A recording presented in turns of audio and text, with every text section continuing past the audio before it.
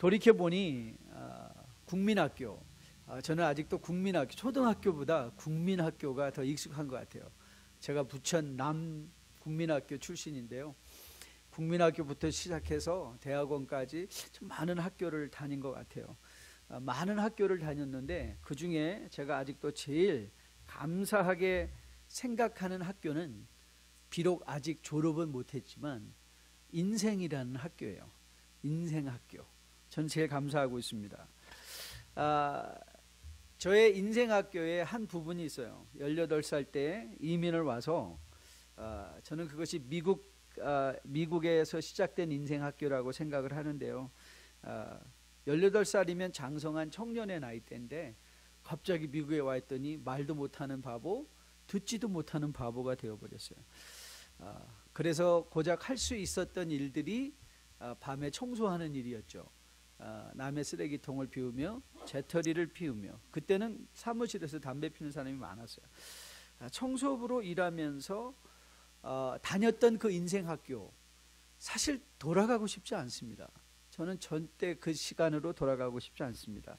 그럼에도 불구하고 돌이켜보면 그 인생학교에서 제일 많이 배우고 제일 많이 성장하지 않았나 생각해 봅니다. 다시 혹독한 인생학교를 다니면서 저는 저보다 나이가 훨씬 많은 아저씨들하고 같이 일할 수 있었어요. 40대, 50대 이민 오셔서 인생을 새롭게 시작하시는 분들이죠. 돌이켜보니까 참 용기가 가상하신 거예요. 그렇죠? 50대에 이민 와서 정말 밑바닥부터 새로 시작할 수 있었다는 것. 이제 청소하던 중간에 가끔 쉬면서 아저씨들은 담배를 꼬나 모으시고 저는 물 마시면서 여러 가지 이야기를 나누는 중에 제가 그 아저씨들 가운데 두 가지 유형의 사람이 있다는 걸 보게 됐어요. 두 가지 유형의 사람이 있어요. 한 가지 유형의 사람은요, 무슨 일에든지 긍정적으로 접근하는 미래지향적인 아저씨들이 한 분 계셨고요. 또 다른 유형은요, 항상 과거지향적인 사람들을 보게 되었어요. 그런데 가만히 돌이켜 지금 생각해 보니까 사람이 어떤 관점을 가졌는가, 미래지향적인가 과거지향적인가가 오늘을 살아가는 인생에, 현재를 살아가는데 엄청난 영향을 미쳤다는 것이었어요. 이 두 가지 유형에 대해서 조금만 제가 더 설명해 볼게요. 여러분, 과거지향적인 사람들은요, 현재를 살아도 과거를 살아가요. 늘 과거 얘기만 많이 해요.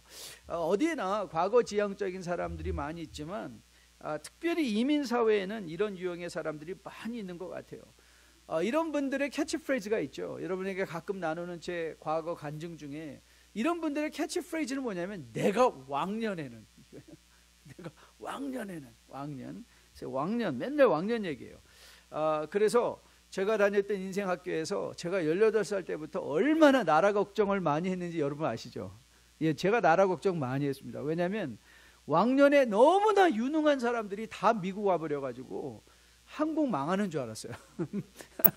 와, 왕년에만 나가면 껍벅 죽는 사람들이 이렇게 다 미국에 와 있으니 코로나 때만 이 정도인데 전국에 얼마일까? 이거 한국이 이제 완전히 다 망했구나. 인자가 다 나왔구나.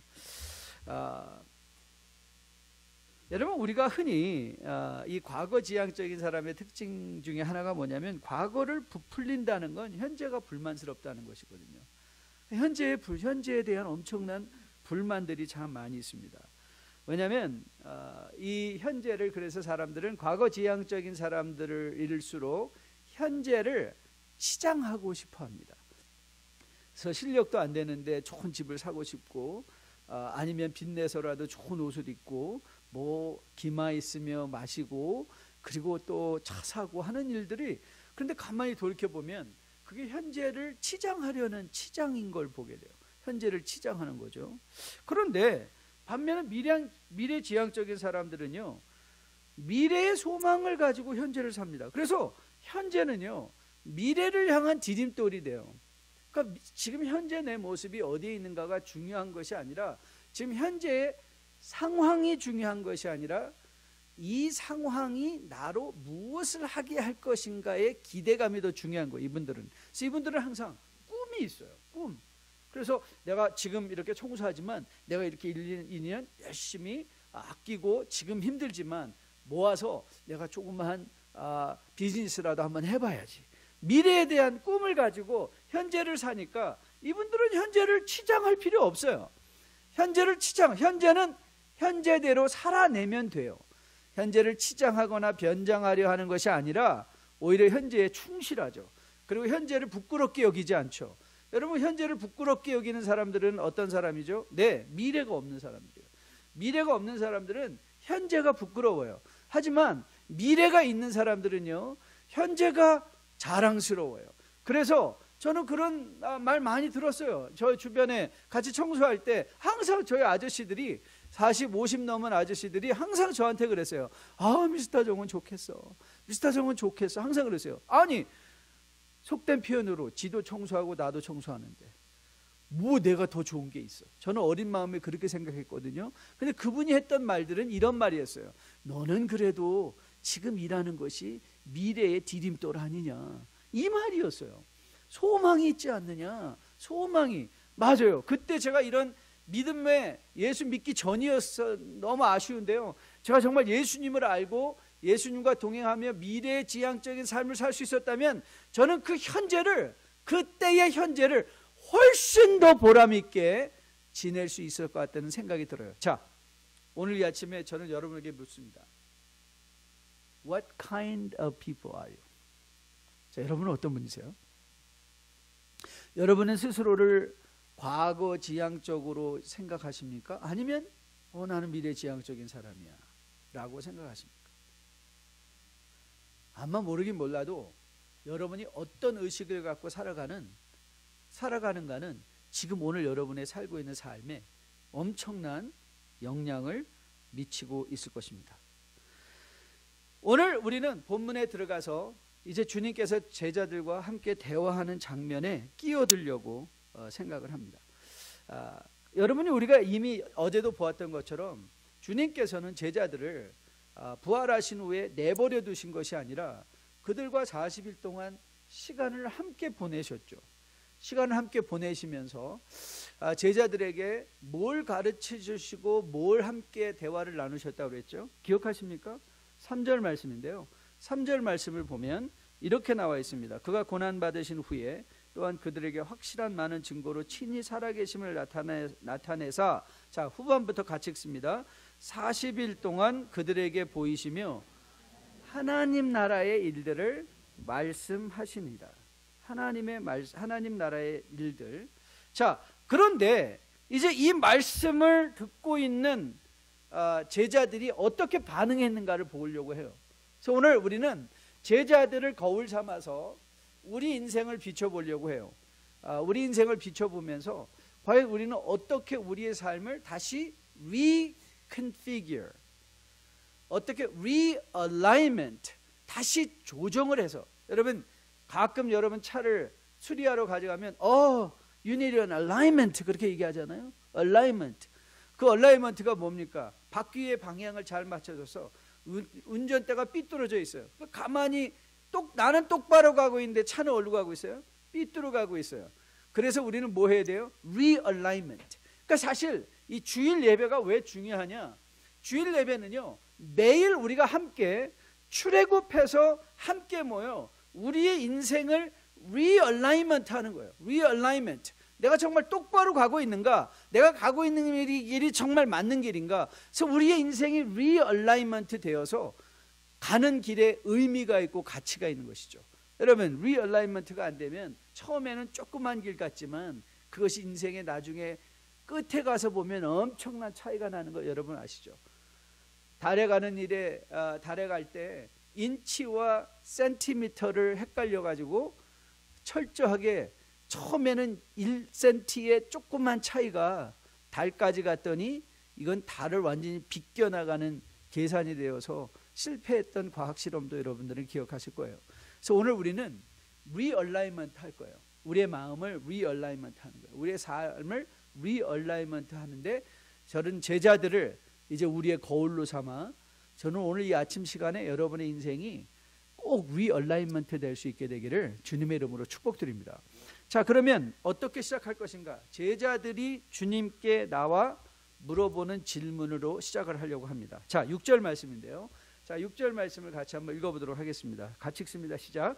저희가 모였을 때에 예수께 묻자와 가로되 주께서 이스라엘 나라를 회복하심이 이때니까. 자, 오늘 여러분들이 6절과 3절이 중요한 구절인데요. 왜냐하면 뚜렷하게 6절과 3절이 대조하고 있는 게 있기 때문에 그래요. 6절과 3절이 뭘 대조하고 있는가? 하나님이 3절에, 예수님께서 3절에서는 제자들과 나오는 대화가 뭐였어요? 대화가 뭐였죠? 대화의 핵심이 하나님 나라의 일이었어요. 그런데 제자들은 오늘 주님께 나와서 묻는 질문의 핵심이 뭐였죠?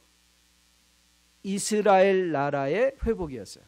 자, 하나님 나라의 회복과 이스라엘 나라의 회복. 자, 이게 무슨 의미가 있는가? 다시 한번 살펴보도록 하겠습니다. 여러분, 하나님 나라는요, 이스라엘보다 훨씬 큰 나라입니다. 그렇죠? 하나님 나라는 이스라엘을 포함하는 나라이지만, 그러나 이스라엘 나라에 국한된 나라는 아니죠.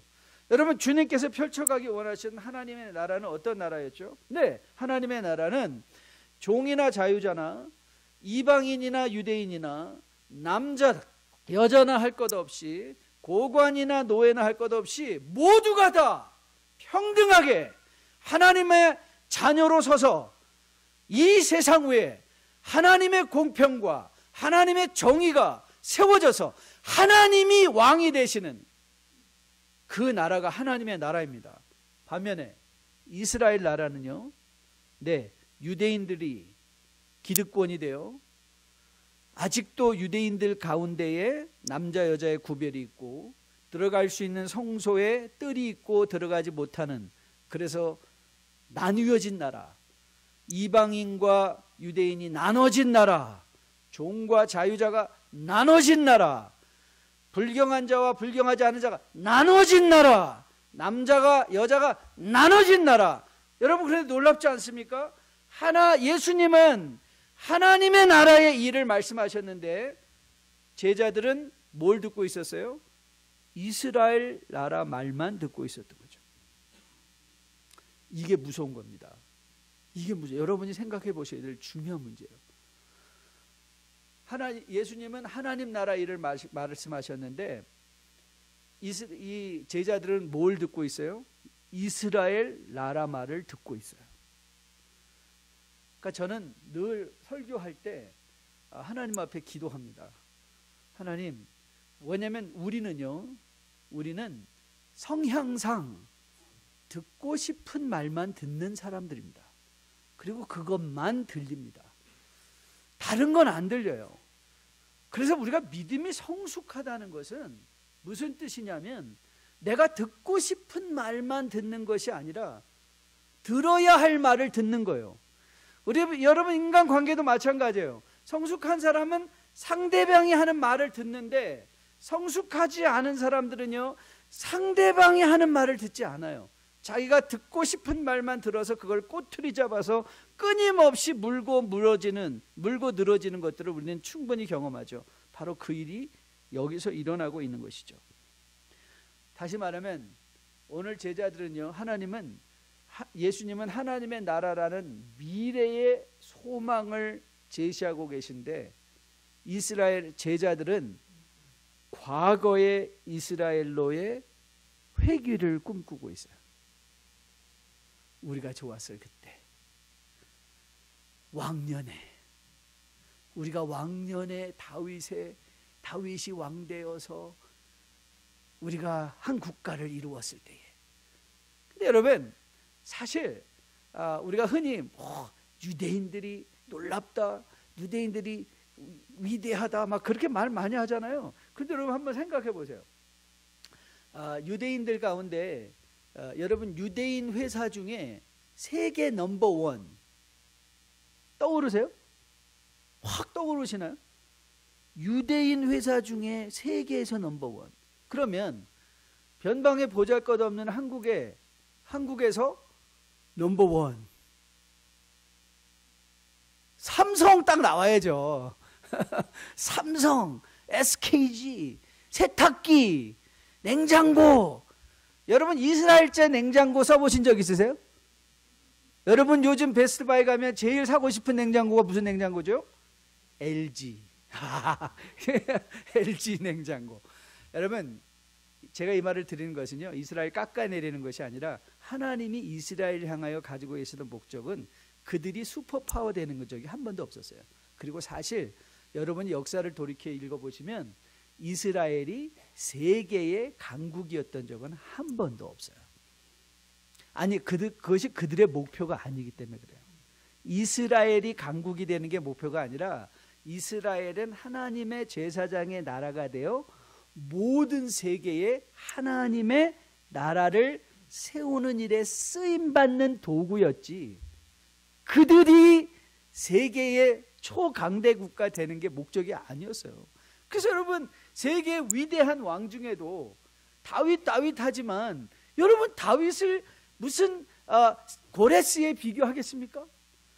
여러분 다윗을 정말 이 로마의 시저와 비교할 만할까요? 아니에요. 다윗의 영향력은 그렇게 큰 영향력이 아니었어요.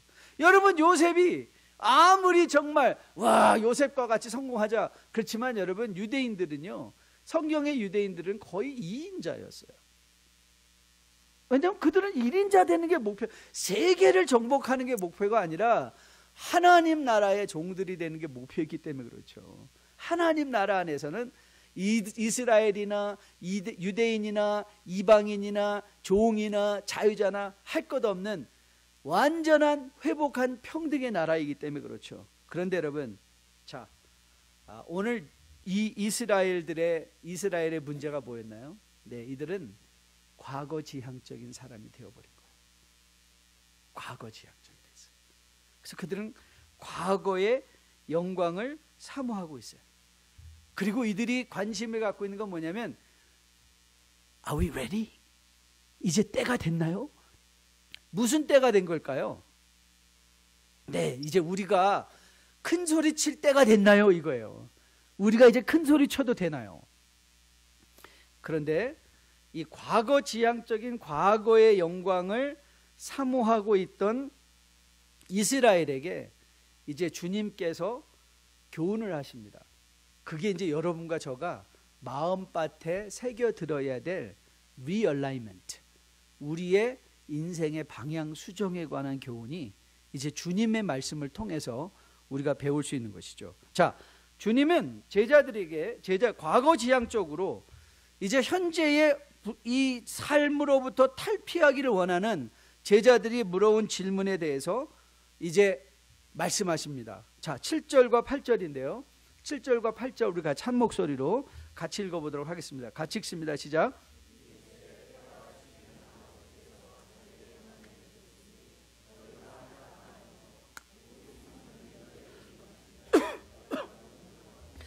너 예루살렘과 온 유대와 사마리아와 땅끝까지 이르러 내 증인이 되리라 그랬어요.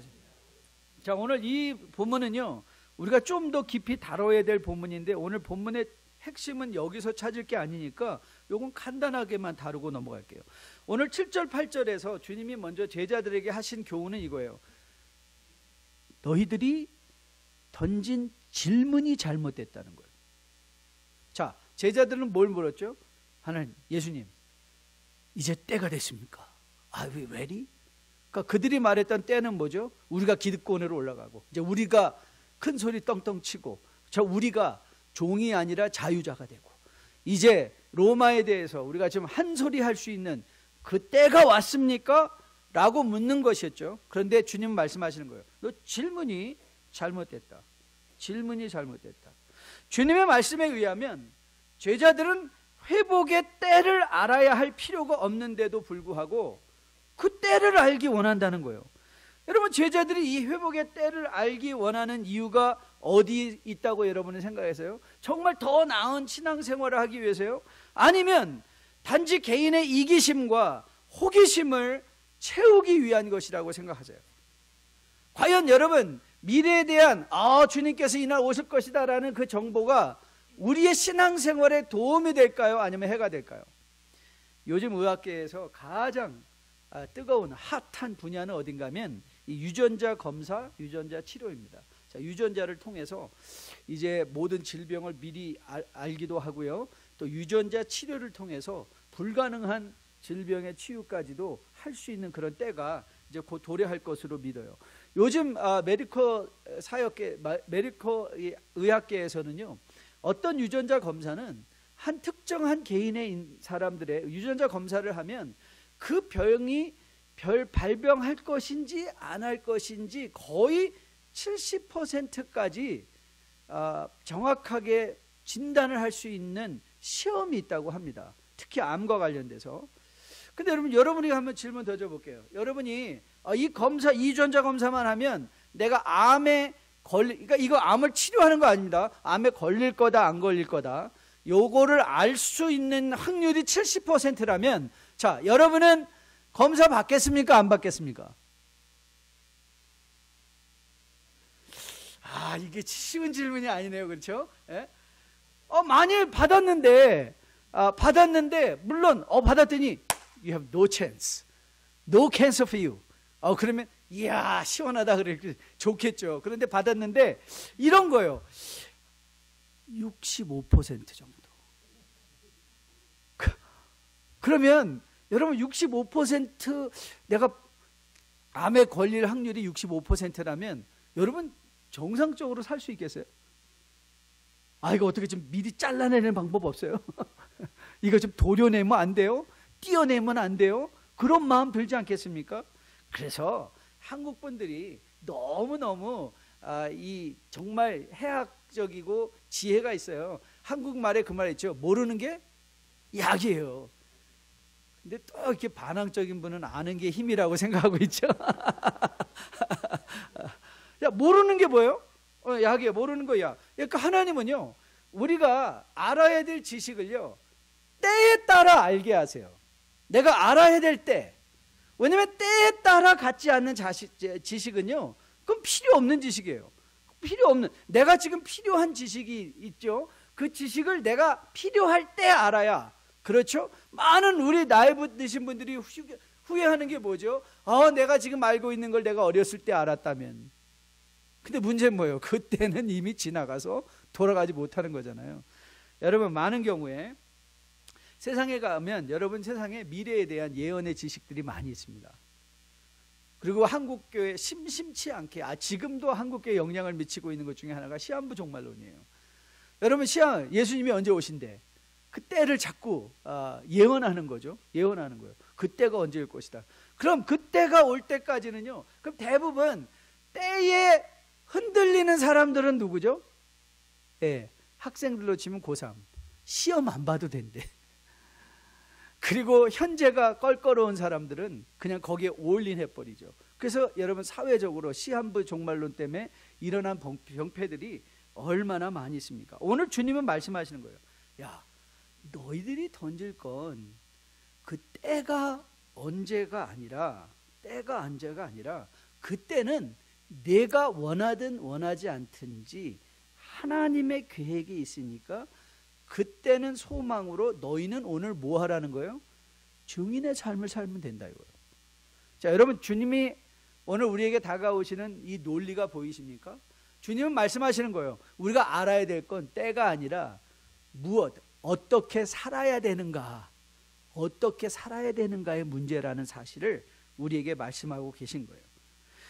오늘 제자들에게 소망을 가지고 미래지향적인 삶을 살라. 너희는 지금 아직도 이스라엘로 돌아갈 생각하고 있는데 이스라엘로 돌아가는 것이 우리 믿음의 목표가 아니라 우리는 하나님이 세워가실 하나님의 나라, 미래의 하나님의 나라가 우리의 소망인데 오늘 내가 살아야 되는 삶이 무엇인가? 오늘을 충실히 준비하며 오늘 증인의 삶을 살아가라는 거예요. 여러분, 오늘 본문에서 보세요. 주님은 지금까지 하나님 나라 일을 말씀하셨다고 그랬죠. 오늘 1장 8절을 다시 보면 오직 성령이 너희에게 임하시면 너희가 권능을 받고 예루살렘과 온 유대와 사마리아와 땅끝까지, 즉 하나님이, 예수님이 의도하고 계신 하나님의 나라는 어디까지 이르는 나라예요? 땅끝까지 이르는 나라예요. 이스라엘이라는 나라에 국한된 게 아니라 땅끝까지 이르러, 그 나라에 이르러 사는 삶, 우리가 부르심을 받고 있는 삶은 그렇기에 오늘 제자들에게 말하는 거예요. 네가 기득권에 올라가는 게 문제가 아니라 너를 통하여 하나님의 나라가 온 땅까지 퍼져가는 것, 훨씬 더 원대한 꿈과 소망을 제자들에게 회복시켜 주고 있는 장면의 말씀이죠. 그런데 여러분, 오늘 사도행전이 1장에서 이렇듯 자세하게 주님과 제자들과의 대화를 통하여 어쩌면 어리석어 보이는 이 제자들의 모습을 우리로 보게 하는 이유가 어디 있을까요? 예, 그거는요, 여러분과 저를 돌아보라는 거죠. Realignment.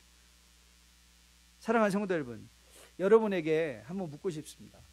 여러분, 여러분의 비전, 꿈은 무엇입니까? 혹시 여러분 어느 날 가만히 앉아서 노트를 펴놓고 나는 왜 사나? 꿈에 대해서 한번 생각해 보신 적이 있으신지요? 그러면 많은 1세들은 그렇게 말한대요. 죽지 못해 살죠. 여러분, 2세들의 지금 가장 큰 문제가 뭐냐면요, 2세들이 사실 많은 경우에 꿈이 없어졌습니다. 그래서 이제 세상에 나가서 뭐 힘들게 공부하고 일하느니 엄마 아빠가 하던 일들 적당하게 물려받아서 거기서 적당한 부와 적당한 여유를 누리고 놀다 이 땅을 떠나자, 그런 2세들 많습니다. 미국에도요. 여러분, 우리는 교회를 개척하며 이런 꿈을 가졌습니다. 하나님의 영광을 드러나고 하나님의 임재를 즐거워하며 복음을 선포한다. 여러분, 꿈이 있는 인생이 누군가 하면 꿈이라는 건 소망입니다. 소망에 이끌려 사는 사람이 결국 자기 인생을 가장 보람되고 가치 있게 살 수 있다는 얘기죠. 오늘 주님은 사도행전에서 초대교회 역사를 기록하며 교회라는 것이 세워지기 전에 먼저 성도 안에 꿈을 회복시켜 주시는 거예요. 꿈. 그리고 오늘 저는 여러분이 이전에 동참해서 한 번이라도 꿈에 대해서 생각해 볼 수 있었기를 주님의 이름으로 축복드립니다. 그리고 저는 여러분들이 이 하나님이 오늘도 여러분의 꿈을 회복시켜 주시기 원하시는 이 하나님을 예배 중에 꼭 만나고 갈 수 있게 되기를 주님의 이름으로 축복드립니다. 그때야 비로소, 여러분 기억하십니까? 지난주에 인간의 한 유형의 모습으로 Life lost in living, 사는데 라이프를 놓쳐버리는 거예요. 그게 무슨 뜻이죠? 예, 기계적으로 살기 위해서 내 몸은 계속 뛰고 있는데 왜 일을 하고 있는지, 무엇을 위해서 해야 되는지 그걸 알지 못하는 것이죠. 저는 여러분과 저가 이 꿈을 회복하기를 소원하는데, 그런데 좋은 소식이 있습니다. 왜냐하면 하나님께서 이 꿈도요 회복시켜 주신대요. 그 회복의 내용이 뭔가, 자, 이렇게 말씀하시죠. 성령이 너희에게 임하시면 너희가 권능을 받고, 그러니까 성령의 권능을 통해서 우리는 꿈을 회복시킬 수 있다는 거예요. 근데 여러분, 오늘 이 말씀도 우리가 좀 깊이 살펴봐야 될 내용 중에 하나입니다. 자, 여러분 보세요. 우리는 1장 8절에 권능을 받고 했을 때 우리가 제일 좋아하는 단어가 권능입니다. 이 파워예요, 파워. 그런데 여러분, 이 파워는 무슨 파워를 말하고 있을까요? 우리가 생각하는 세상에서 세상 사람들을 내 마음대로 손가락 하나로 움직일 수 있는 파워를 의미하는 것일까요? 그런데 오늘 본문을 보면 본문에 이렇게 나와 있죠. 자, 본문을 다시 한번 보세요. 성령이 임하시면 너희가 뭘 받고? 권능을 받고 온 예루살렘과 온 유대와 사마리아와 땅끝까지 이르러 뭐가 된다? 증인이 돼요. 그러면 여러분, 이 파워는, 성령께서 우리에게 임해서 주실 파워는 무슨 파워인가? 예, 우리 마음대로 원하는 것으로 세상을 다 움직이는 파워가 아니라 뭐가 되는 파워예요? 증인이 되는 파워예요. 증인, 땅끝까지 이르러 증인이 된다. 증인. 여러분이 증인이라는 헬라어 단어를요 마루투레스라고 적고 있어요. 마루투레스. 마루투레스. 이게 헬라어예요. 마루투레스. 근데 여러분, 이 증인이라는 말, 마루투레스라는 말을 쫙 들으면 내가 알고 있는 어떤 영어 단어와 좀 비슷하다는 생각이 안 드나요? 마루투레스. 여러분, 영어의 순교자라는 단어를 martyr라고 합니다. martyr. 근데요, 이 martyr라는 이 순교자라는 말은요, 완전히 헬라어를 그냥 가져온 거예요. 그러니까 순교자는 누구예요? 증인인 거예요. 오늘 여기서 성령을 받아 우리가 권능을 입었을 때 우리는 어떤 능력을 얻게 되냐? 순교하면서까지도 내 꿈을 말할 수 있는 능력이에요. 순교를 두려워하지 않아야 하는 능력. 순교를 두려워하지 않는 능력.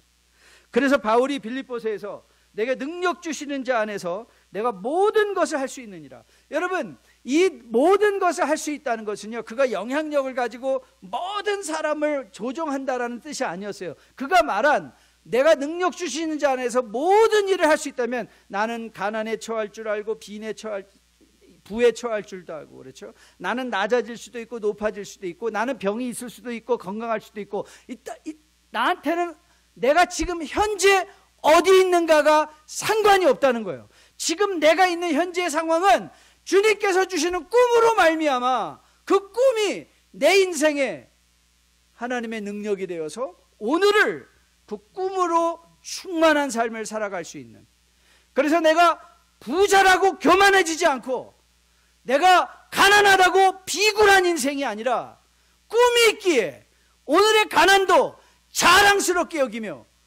내 주어진 삶의 형편 속에서 하나님이 일하심의 증인이 될 수 있는 삶을 사는 것.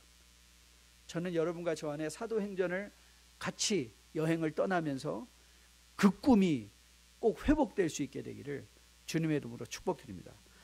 오늘 본문에서 우리가 한 가지 더 살펴볼 내용이 있습니다. 자, 9절 말씀인데요. 자, 9절 말씀을 보니까 이렇게 나와 있죠. 이 말씀을 마치시고 그들이 보는 데 올려가시니 구름이 그를 가리어 보이지 않게 하더라. 그런데 오늘 이거를 여러분이 이제 거룩한 상상력을 기울여서요, 이 장면을 여러분이 상상해 보셔야 돼요. 상상해 보시는데, 자, 11절을 같이 한번 읽습니다. 11절 같이 읽습니다. 시작. 갈릴리 사람들아, 어찌하여 서서 하늘을 쳐다보느냐? 너희 가운데서 하늘로 올려지신 이 예수는 하늘로 가심을 본 대로 그대로 오시리라 하였느니라. 자, 여러분, 왜 천사가 와서 이런 말을 했다고 생각하십니까? 자, 요 그림을 딱 하나, 요 장면을 생각하시면서 혹시 떠오르는 한국말 표현이 하나 있다, 그런 거 혹시 있으십니까? 물론 없으시겠죠. 그러니까 제가 얘기해야죠. 그렇죠? 그러니까 제가 얘기해야죠. 저는 이 장면을 계속 묵상하는데 뭐가 생각나냐면 이 말이 생각났어요. 닭 쫓던 개 지붕 쳐다본다. 닭 쫓던 개 지붕 쳐다본다. 그 생각이 나요. 여러분 그런 생각 안 드세요? 그는 갑자기 막 원대하게 이스라엘 사람들은 이야, 이제 지금 때가 됐구나. 이스라엘이 이제 우리가 이제 뭐 하나 하겠구나라고 했었는데 갑자기 예수님께서 하늘로 올라가 버리신 거예요. 그러니까 이들은 뭐지 이거? 그리고 쳐다보고 있어요. 근데 제 생각에는 오랫동안 쳐다본 것 같아요. 그러니까 천사가 와요. 야, 아직도 있어? 이러는 거예요. 아직도 여기 있니? 이 말하고 있는 것 같아요. 여러분, 이게 뭘 말하는 것일까? 저는 오늘 사도행전이 오늘 중요한 신앙생활의 한 교훈을 우리에게 제시하고 있다고 생각하는데, 그건 뭐냐면요, 신앙생활은요 홀로서기입니다. 신앙생활은 홀로서기예요. 오늘 제자들은 이제 돌아가라는 거예요. 너의 삶의 자리로 돌아가라는 거예요. 천사의 말, 아니 근데 목사님 이거 말이 안 됩니다. 주님께서 세상 끝날까지 나와 함께 있는다고 하지 않으셨습니까? 맞습니다. 요한복음 16장에서도 주님께서 말씀하셨어요. 그러나 내가 너에게 실상을 말하노니 내가 떠나가는 것이 너에게 유익이라. 내가 떠나가지 아니하면 보혜사가 너에게로 오지 아니할 것이요 가면 내가 그를 너희에게로 보낸다고 말씀하셨어요. 여러분, 하나님의 일은요 때에 따라 페이즈가 있어요. 때에 따라 어떤 모양으로 특정한 형태로 나타나는데, 이제 예수님께서는 하늘로 승천하셔서 하나님 아버지 우편에 앉으시고 이제 누가 우리 안에 계신다고요? 성령께서 우리 안에 가셔서 성령이 하시는 일이 뭐라고요? 끊임없이 예수 그리스도를 우리에게 증거해 주시는 분이 성령님이세요. 예수 그리스도를 증거해 주시니까 그 예수 그리스도가 우리 안에 있는 것과 같죠. 왜? 우리는 늘 성령이 우리로 하여금 너는 혼자 아니야, 그리스도가 함께 할 수 있어, 함께 하고 있어. 그럼에도 불구하고 예수 그리스도는 우리와 육체적으로 함께 하고 계시지 않죠. 왜 그러셨을까요? 왜 그러셨을까요? 저는 그게 우리를 위함이라고 저는 생각을 해요. 여러분 한번 상상해 보십시오. 여러분, 죽으셨다가 부활하신 주님이 보이는 모습으로 계속 제자들과 함께 있었다면 제자들이 무슨 일을 할 수 있을까요? 아니요. 그들은 늘 예수님만 쳐다볼 거예요. 그렇죠? 예수님만 쳐다봐요. 주님이 하세요. 우리가 뭐 하는 것보다 주님이 하시는 게 낫지 않겠어요? 주님이 하세요. 여러분, 왜 하나님께서 모세가 느보산에서 가나안을 바라보고 죽었는데 그의 무덤이 어디에 있는지 모르게 하셨을까요? 네, 사람들이 모세 무덤가에서 진치고 있을까 봐요. 모세가 의지하는 게 모세를 의지하지 않는 것이죠. 여러분, 그러면 또 그런 생각이 들잖아요. 아니, 우리는 모든 일에 하나님 의지하라고 했잖아요. 이게 무슨 말이에요? 예, 맞습니다. 하나님을 의지한다는 것은요, 그러나 그것이 병리학적으로 co-dependent, 내가 해야 되는 마땅한 믿음의 일도 다 하나님께 맡겨버린다는 것이 아니에요. 여러분, 그거 옳지 않은 일이에요. 여러분, 제가 자녀를 양육할 때 여러분 기억하시죠? 쿠몬 수학. 예, 우리 아이들도 쿠몬 수학 시켰어요. 여러분, 쿠몬 수학 시켰는데 아이들이 부모를 너무 의지를 해. 그래가지고 아빠가 저보다 훨씬 더 뛰어나시고 아빠가 훨씬 저보다 산수도 잘하시니까 아빠께 의지하고 이 시험을 드립니다. 그래서 제가 이 녀석 기특하다. 너는 어떻게 믿음이 좋니? 그래서 제가 그걸 다 해줘요. 다 해줘요. 그러면요, 그게 자녀에게는 무슨 유익이죠? 없어요. 틀려도 한 문제 틀린 게 그 자녀들에게는 유익이 돼요. 하나님은 이런 아버지세요. 하나님은 여러분이 아무것도 안 하고 손 놓고 있어도 그거를 대신 다 해주시는 분이 아니라 하나님은 여러분으로 기쁨의 삶, 감사의 삶, 보람의 삶, 하나님의 형상대로 하나님이 주어주신 이 우주 안에서 여러분들의 손으로 창조하는 삶을 살기를 원하신다는 거예요. 하나님의 그 기대감을 가지고 하나님의 대리자로서 이 세상에 하나님의 일하심을 보여주기를 원하신다는 거예요. 그렇기에 신앙생활은요, 이런 차원에서 홀로 서는 거예요.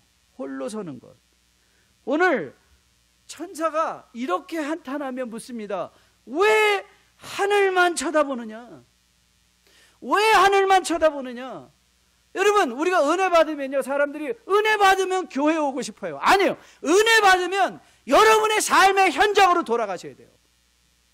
은혜 받으면 산속으로 가시면 안 돼요. 무슨 교회 기도원 찾아가서 은혜 받았다는 사람들이 교회 기도원에 올라가서 우글우글 거리고 있어요. 거기가 은혜의 장소예요? 아니에요. 은혜 받으면 하나님은 반드시 우리가 우리의 믿음 생활에 홀로 서기를 원하세요.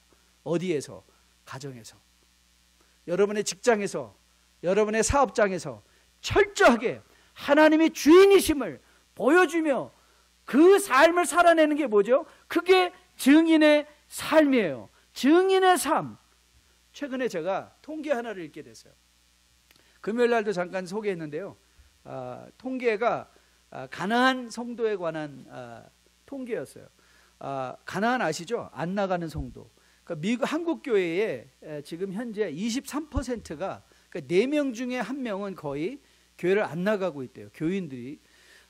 그런데 그 통계를 읽으면서 참 재밌었던 게 뭐냐면, 이 사람들이 교회를 안 나가게 된 이유 중에 하나가 뭐냐면, 나는 교회 얽매이는 게 싫어요. 아니면 또한 대부분의 경우는 교회 안에서 보았던 사람들의 비리나 부정, 이들을 보고 떠났다는 거예요. 떠났대요. 그리고 이들이 그런데 또 돌아와요. 가나안 성도가 교회로 돌아오는데 걸린 시간이 7.8년이래요. 거의 8년. 그러니까 8년 동안 떠나 있다가 돌아오는 거예요. 그런데 이 통계가 굉장히 저에게 의미 있게 다가왔어요. 가나안 성도들의 신앙 수준을 다 살펴보니까 어느 수준이었냐면 78%가 신앙의 입문 수준, 그러니까 금방 한번 은혜 받은 그런 상태의 사람이었다는 거예요. 우리식으로 이렇게 하면 되죠. 이들은 다 신앙의 몇 학년? 1학년이에요. 1학년. 그러니까 이들은 1학년 수준에서 절망하고 교회 떠나요. 그래서 이들이 8년 만에 교회에 돌아왔어요. 그럼 이들이 몇 학년으로 돌아왔을까요? 유치원으로 돌아오는 거예요. 유치원. 그러니까 8년 동안에 잃어버린 세월은 누가 감당해야 되죠? 자기가 감당해요. 8년 동안 하나님과 함께 성장하며 하나님의 나라 안에서 늘 누릴 수 있던 기쁨과 보람과 가치.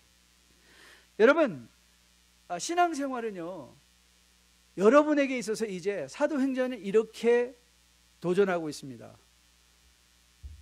다른 증인 보지 말고 내가 증인이 되라, 이 말이에요. 신앙을 홀로 서라. 그리고 이제는 좀 그만 사람 얘기하라. 누가 어땠고 어떤 사람이 어땠고 도대체 교회 와서 나 교회 다음부터 안 가. 그 인간 다시는 보고 싶지 않아. 우리가 하는 모든 일들이 이제 더 이상 사람 중심이 아니라 하나님 나라를 바라보라는 거예요. 하나님 나라. 그래서 내 신앙이 다른 데 이끌려가는 것이 아니라 하나님 나라의 소망에 이끌려가기에 내가 지금 어떤 자리에 있든지 간에 오늘 주님이 주시기 원하시는 보람과 같이 기쁨을 누리며 살아갈 수 있는 주의 백성으로 거듭나 세워지라. 저는 여러분과 저가 바로 그런 소망을 회복하여 이제는 더 이상 디펜딩하는, 나의 믿음이 사람에게 달려있고 나의 믿음이 어떤 한 개인에게 달려있고 나의 믿음이 과거의 영광의 회복에 달려있는 것이 아니라 하나님이 여러분과 저를 통하여 세워가고 펼쳐가실 하나님의 나라.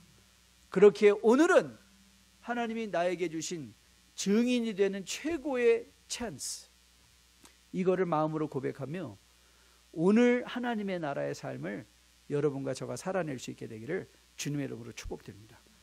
그것이 여러분에게 기쁨이 되고 흥분이 되어 하나님 예수님 다시 오시는 그날까지 오늘과 이 땅을 살아가며 세상에 치여서 늘 코 석자 빠진 인생이 아니라 내가 지금 어디에 무엇을 하든지 간에 거기서 하나님 나라를 생각하며 그 하나님 나라가 세워지며 그 하나님의 나라가 보람이 되고 가치가 되는 복된 인생이 다 될 수 있게 되기를 주님의 이름으로 축복드립니다.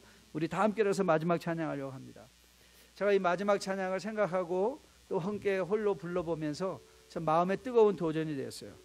주님이 주신 땅으로 한 걸음씩 나갈 때 수많은 적들과 견고한 성들이 나를 두렵게 합니다. 맞습니다. 우리가 믿음을 가지고 하나님의 나라를 오늘 살아내려고 하면 수많은 적들과 견고한 성들이 우리 앞에 옵니다. 하지만 주님이 우리에게 약속해 주세요. 세상 끝날까지 내가 너희와 함께하며 내가 증인의 삶을 살 수 있게 할 것이다. 저는 이것이 여러분들에게 약속인 것을 기억하고, 그래서 이제는 증인의 삶을 살기를 위하여 도전하는 여러분 되시기를 주님의 이름으로 축복드립니다. 여러분들의 직장에서 주저하고 있었던 것이 있었다면 결단하시기를 주님의 이름으로 부탁드립니다. 사업의 현장에서 이거 옳지 않은 방법인데 주저하고 있었다면 주님이 주신 땅에 우리가 세워가는 것은 우리 이익의 땅이 아니라 하나님의 영광인 걸 기억하셔서 결단할 수 있게 되기를 주님의 이름으로 축복드립니다. 보이지 않는 죄로 여러분들이 아직도 죄에 이끌려, 아니면 사람들에게 내 믿음이 영향받아 아직도 사람에 따라 내 믿음이 결정되는 그런 상황이라면 저는 오늘 여러분이 결단하실 수 있게 되기를 주님의 이름으로 축복드립니다. 주님이 주신 땅으로, 주님의 신뢰함으로 주님이 이루시기 원하시는 그 놀라운 멋진 그 하나님의 나라를 함께 세워보기를 주님의 이름으로 부탁드립니다.